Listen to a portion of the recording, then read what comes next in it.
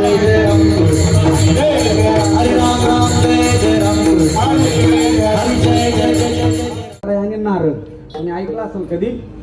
आणि मग महाराज नारदजीने उगत विचारलं हनुमानरायाला. काही काय उगत कळ लावायची सवय असते बरं का. उग घेणं न देणं, कंदी लावून येणं, येड्याच्या खिशाला 3-3 पेनं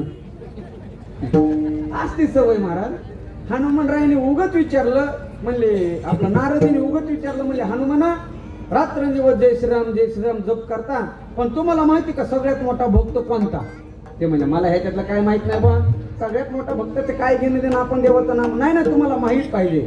हनुमानराय म्हणले, नारदा भगवंताच्या कपाटामध्ये एक रजिस्टर आहे आणि त्या रजिस्टर मध्ये भक्ताच्या नावाच्या यादी आहे. अर्थातच 1 नंबरला ज्या भक्ताचं नाव ते मोठा भक्त. बरोबर का नाही? ते नारदीला माहित नव्हतं. नारदजी पळतच गेले देवाला, म्हणले देवा चला भक्ताच्या याद्या दाखवा. ते रजिस्टर काढलं, 1 नंबरला नाव नारदीचं निघलं. किती आनंद झाला असं बरं. म्हणले एवढ्या लांबून पळत आलो, 1 नंबरला नाव माझं निघलं.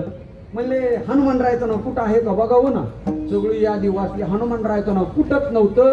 आनंद दुप्पट झाला. मग पळतच आले, म्हणले हनुमाना आम्ही यादी वाढली, ह्या पट्ट्याचं नाव 1 नंबरला आहे, म्हणजे मी सगळ्यात मोठा भक्त.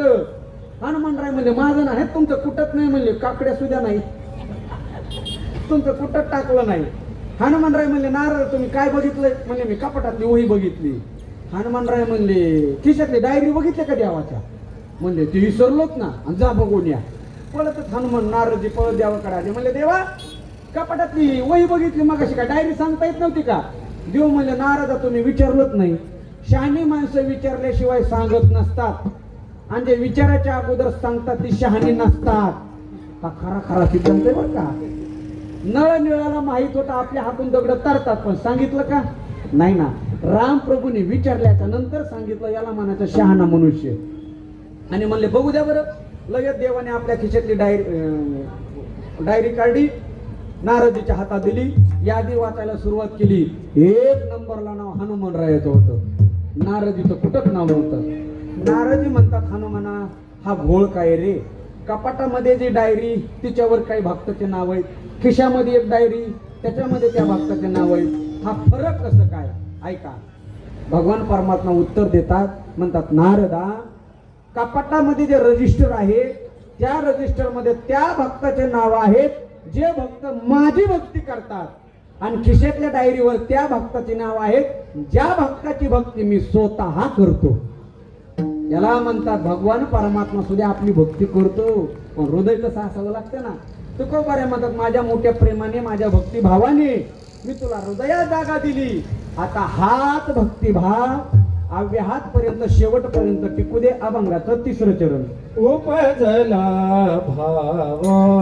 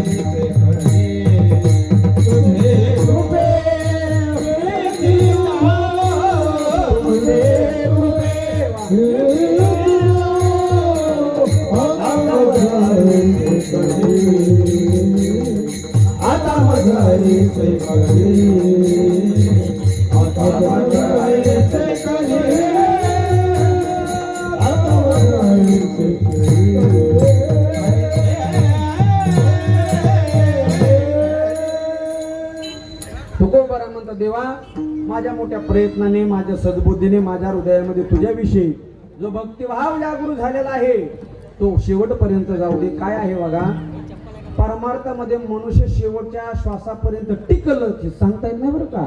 काम, क्रोध, लोभ, मत्स्य, दंभ, अहंकार माणसावरती कधी घालतील आणि त्याचं कधी पतन करतील हे सांगता येत नाही महाराज.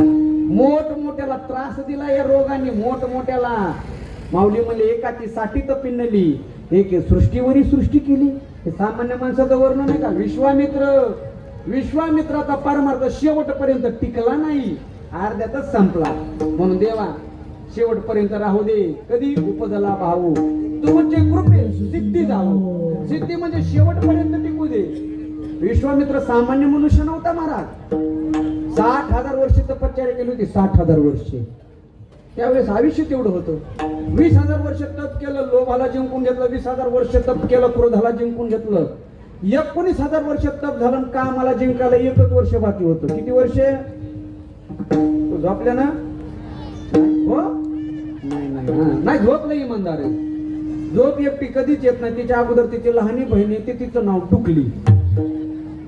ते नंतर मोठ्या बहिणीला बोलली ताई तू ये. असं करू नका ना. विश्वामित्र तर 1 वर्ष राहिले. 1 वर्ष कामाला जिंकण्यासाठी तपश्चर्या चालू केली होती. इंद्रदेवाच्या लक्षात आलं त्याचं 1 वर्ष जर पूर्ण झालं तर मला राजीनामा द्यावा लागल. विश्वामित्र दुसरा इंद्र होईल. मग ऐका बर का. इंद्रदेवाने विश्वामित्राचं तप भंग करण्याचं काम मेनकाकडे दिलं. मेनका महाराज स्वर्गातली सगळ्यात सुंदर अप्सरा ती पृथ्वी तलावरती आली. विश्वामित्र ज्या कुटियामध्ये तपश्चर्या करत होते, कुटियाच्या बाहेर दरवाजा खटखट केला. विश्वामित्र म्हणला तू कोण. ती म्हणली मी इंद्राच्या दरबारातली अप्सरा, माझं नाव मेनका. चल चालती हो म्हणला इथून, माझी तपश्चर्या चालू, चल निघ इथून. ऐका तिला वाटलं इंद्रदेवाने काम दिलंय, वापस जायला नको. 1 वर्ष राहिलं होतं. तुम नका वाजू. 1 वर्षामध्ये तिने 6 महिने तिची विश्वामित्राची सेवा केली महाराज. त्या ऋतूतील फळं तोडायची, साडा संवर्धन करायची, फुलं तोडायची, कुटिया बाहेर ठेवायची. अशी 6 महिने सेवा केली. विश्वामित्राने विचार केला एक स्त्री आपली 6 महिने सेवा करती, नका का दरवाजा उघडून बघणं व्हायना, खिडकीमधून बघायला काय हरकत आहे का. कोण म्हणला. विश्वामित्र. आणि विश्वामित्राने खिडकी उघडून पाहिलं, ती अप्सरा होती. अप्सरा. विश्वामित्र म्हणला किती सुंदर आहे. आणि बोलणं चालणं झालं. बोलण्या चालण्यामध्ये 3 महिने गेले. आता किती महिने राहिलेत. 3च महिने राहिले ना. आणि राहिलेल्या 3 महिन्यामध्ये ती मेनका विश्वामित्र, धूम नका वाजू महाराज, विश्वामित्राला मेनका म्हणू लागली. महाराज आता उद्यापासून मी तुमची सेवा करायला येणार नाही. विश्वामित्र म्हणला काय झालं. म्हणला ती म्हणली गावातले लोक नाव ठेवायले. तर विश्वामित्र म्हणला काय म्हणाले गावातले लोक. मेनका म्हणू लागले गावातले लोक म्हणाले विश्वामित्राने लग्न बिग्न केलं काय. विश्वामित्र म्हणला आता लोकच म्हणायला लागलेत ना. तुमच्या लक्षात आलं ना. आता असे बी तसे बी जर लोकच म्हणायला लागले तर काढून एखादा मुहूर्त. अहो बघता काय विश्वामित्राचा मेनका बरोबर लग्न झालं, गेला का परमार्थ सिद्धीला. नाही, अर्ध्यात परमार्थ थांबला. मग तू को बरं म्हणता देवा माझ्या जीवनामध्ये असं काय करू नको बघ. माझा परमार्थ तुमच्या कृपेने सिद्धीला गेला पाहिजे, तुमचे कृपे सिद्धी जावो.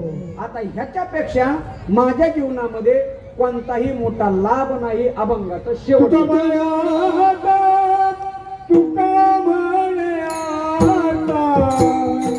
तुका